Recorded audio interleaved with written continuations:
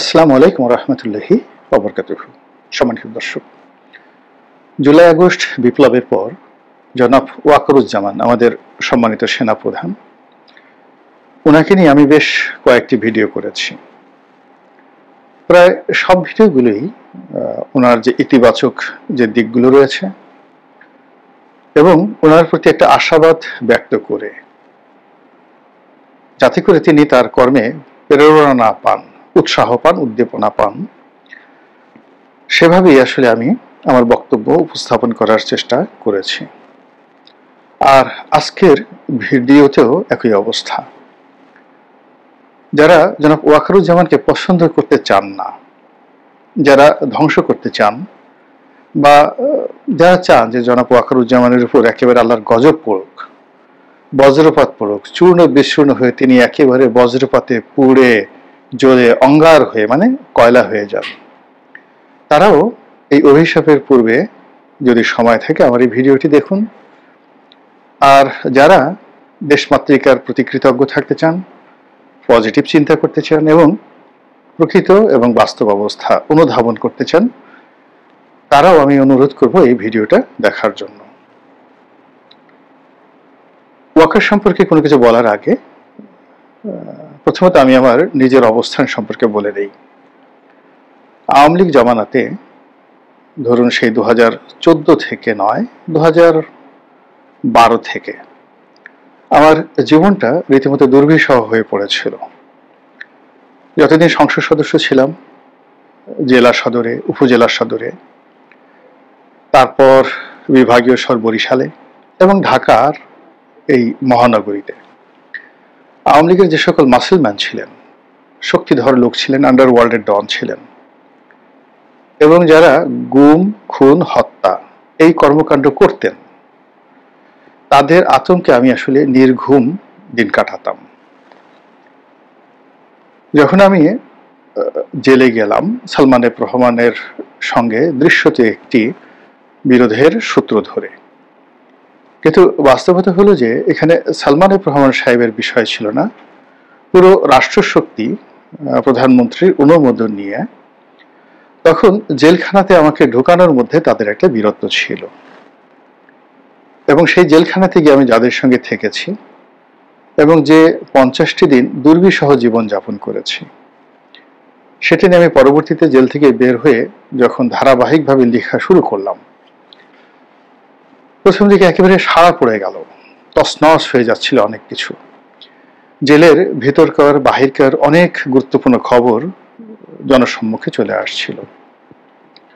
ঠিক সেই মুহূর্তে সম্পাদক জনাব নঈম নিজাম তিনি হঠাৎ করে জানালেন যে আসলে সরকারের পক্ষ থেকে একটা চাপ আছে যেন আমার এই লেখাটি ধারাবাহিকভাবে প্রকাশিত না হয়। ফলে এমপির কারাদহন শিরোনামে যে লেখাগুলো লিখেছিলাম ওটার মাত্র 25%, তাও আবার জাস্ট এডিটেড, সেটা বাংলাদেশ প্রতিদিন প্রকাশ করতে পেরেছিল, বাকিটা সরকার প্রকাশ করতে পারেনি। তো ওই যে যন্ত্রণা, ওই যে বেদনা, ওই যে অপমান, এটার কারণেই আমার কাছে মনে হলো যে এই দলের সংসদ সদস্য হওয়ার চাইতে এই দলের সমর্থক হয়ে থাকা, কর্মী হয়ে থাকা নিরাপদ।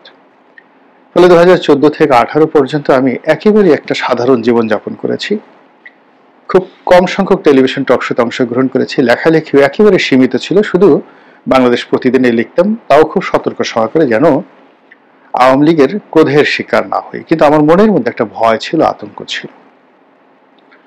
এরপর 2018 সনে আমি যখন বিএনপিতে যোগদান করলাম, সেই নির্বাচনকালীন সময়ে জীবন, মৃত্যু এবং আজরাইল, এই জিনিসগুলো আমাকে প্রতিদিন, প্রতি মুহূর্ত যে যন্ত্রণা দিয়েছে, 1918 সনের ডিসেম্বর মাস থেকে একেবারে জানুয়ারি মাসের 5 তারিখ পর্যন্ত, এ দৃশ্য, এ বেদনায় কষ্ট আপনাদের কাউকে বুঝাতে পারবো না।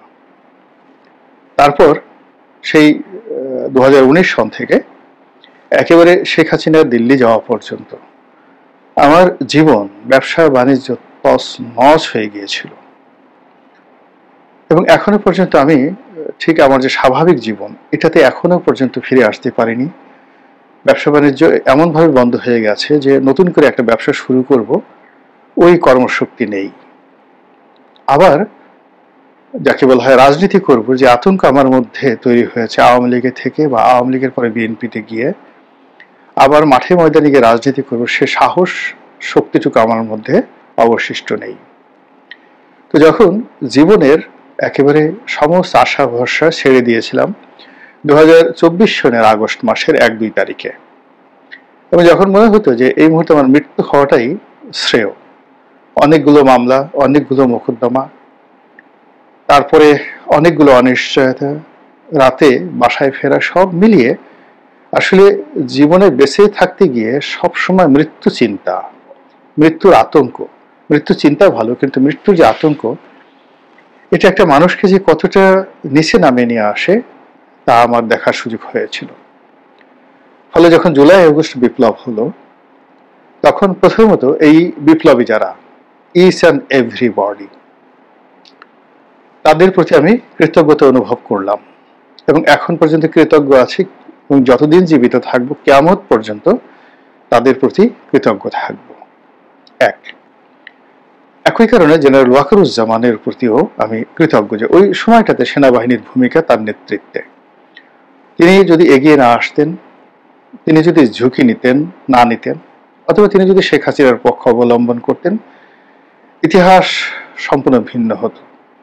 কাজেই যখন তাকে কেউ গালাগাল করেন, তাকে কেউ অপমান করেন এবং তাকে নিয়ে নানা রকম অশ্লীল এবং অশ্রাব্য যাকে বলা হয় বক্তব্য দেন, তখন কেন জানি আমার মনের মধ্যে এক ধরনের বেদনা সৃষ্টি হয়, এক ধরনের সহানুভূতির সৃষ্টি হয়, এবং মনে হয় যে এই মানুষটির বিপক্ষে যদি সারা দুনিয়া চলে যায়, তবু আমি ঝুঁকি নিয়ে হলো তার পক্ষে কথা বলবো।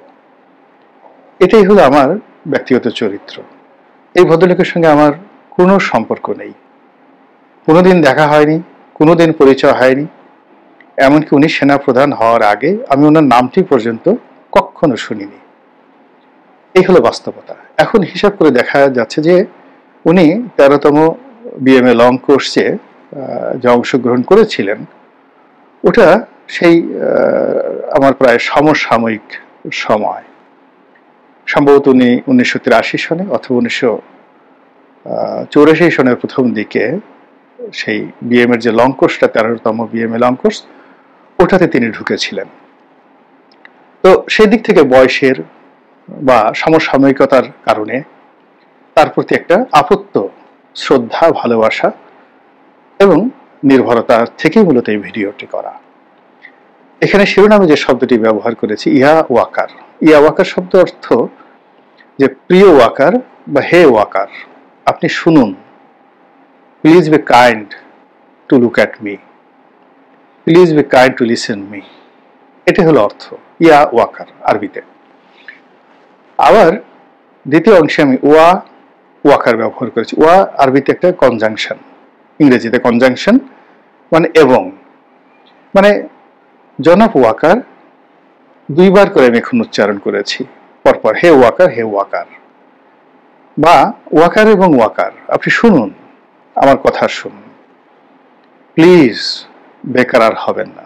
বেকার মানে অস্থির, উদ্বিগ্ন, চিন্তাযুক্ত, হতাশা, এই বিষয়গুলোকে একত্র করলে যে শব্দটি হয় এটাকে বেকারার বলা হয়।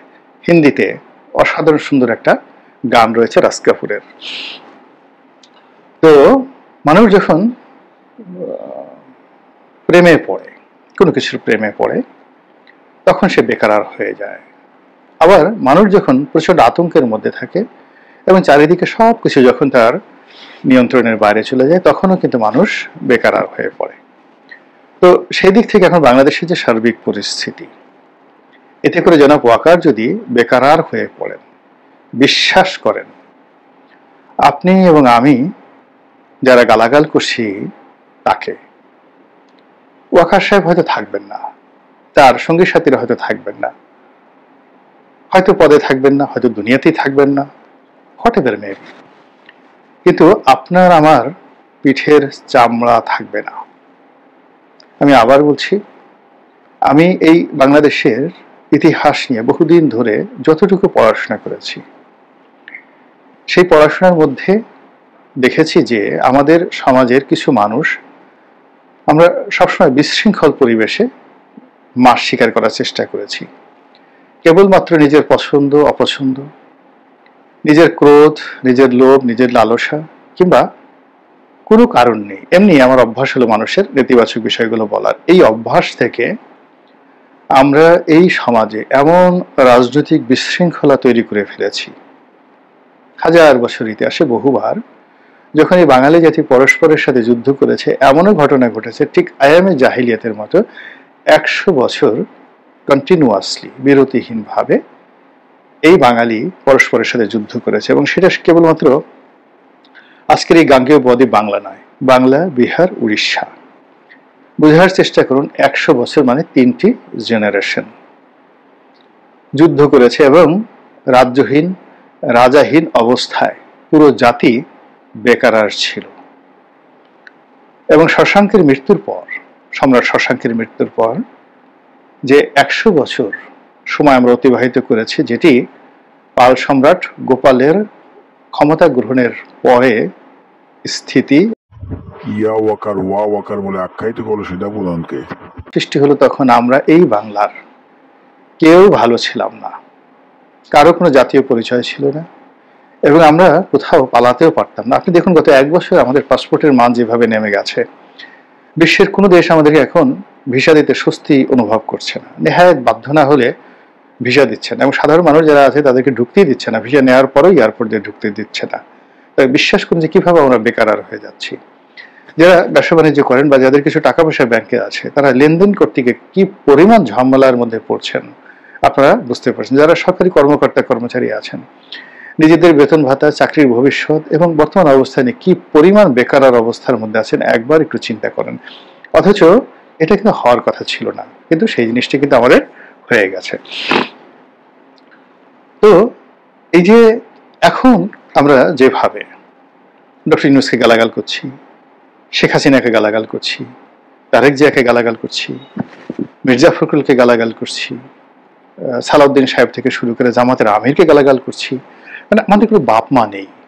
আমরা পুরো সেনাবাহিনীকে তছনছ করে দিতে চাচ্ছি, পুলিশ বাহিনীকে তছনছ করে ফেলেছি। আমরা সচিবালয়ের কোনো গেট থাকবে না, যখন এসে তখন ঢুকবো এবং আমাদের যাকে পছন্দ তাকে আমরা ডিসি নিয়োগ দেবো, টিওনো নিয়োগ দেবো।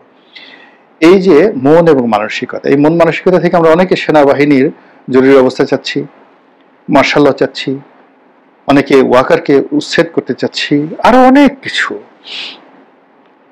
এই জিনিসগুলো ইতিমধ্যে গত 14 মাসে আমাদের যতটুকু স্থিতিশীলতা ছিল, এমনকি শেখ হাসিনা যেদিন পালিয়ে গেলেন আগস্ট মাসের 5 তারিখ 2024 অথবা আগস্ট মাসের 6 তারিখ 2024, তার চাইতে এখন অবস্থা খারাপ হয়ে গেছে। আর এখানে যদি কোনো সেনা বিপ্লব হয়, এখানে যদি আরেকটি সেনা অভ্যুত্থান হয় এবং সেনাবাহিনীর উচ্চ পদে যদি রক্তারক্তি হয় কিংবা শান্তিপূর্ণভাবে যদি আমরা তাদেরকে বিদায় করি, এটি এই মুহূর্তে, যেটি বিএনপি নেতা সালাউদ্দিন সাহেব বলেছেন, আমরা এফোর্ড করতে পারবো না, আমরা বহন করতে পারবো না, ধারণ করতে পারবো না। পুরো ক্যান্টনমেন্টের বিরোধ এই জনসমুদ্রে ছড়িয়ে পড়বে। কাজেই এখানে ক্যান্টনমেন্ট, যাদের হাতে অস্ত্র রয়েছে, যাদের হাতে ক্ষমতার ডান্ডা রয়েছে, তাদেরকে স্থির থাকতে হবে। আর যিনি এই ডান্ডার প্রধান ব্যক্তি, সেনাপ্রধান, তো সেই সেনাপ্রধান মানে আগে মোগল জমানাতে বলা হতো খানে খানান, সেনাপতিদের সেনাপতি, খানে খানান বা সৈনিকদের নেতা, খানদের খান। তো খানে খানান হিসেবে জনাব ওয়াকার, তিনি যদি অস্থির হয়ে পড়েন, এবং হওয়াটাই স্বাভাবিক, আমরা যেভাবে তাকে নিয়ে তুচ্ছ-তাচ্ছিল্য করছি, তাহলে আমাদের সর্বনাশ হয়ে যাবে।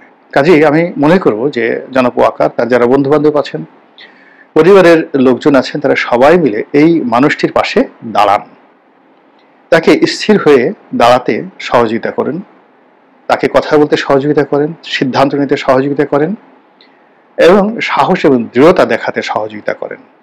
এবং সেটা যাই হোক, মহান আল্লাহ আমাদের সবাইকে হেদায়েত দান করুন এবং হেফাজত করুন। আসসালামু আলাইকুম ওয়া রাহমাতুল্লাহি ওয়া বারাকাতুহু।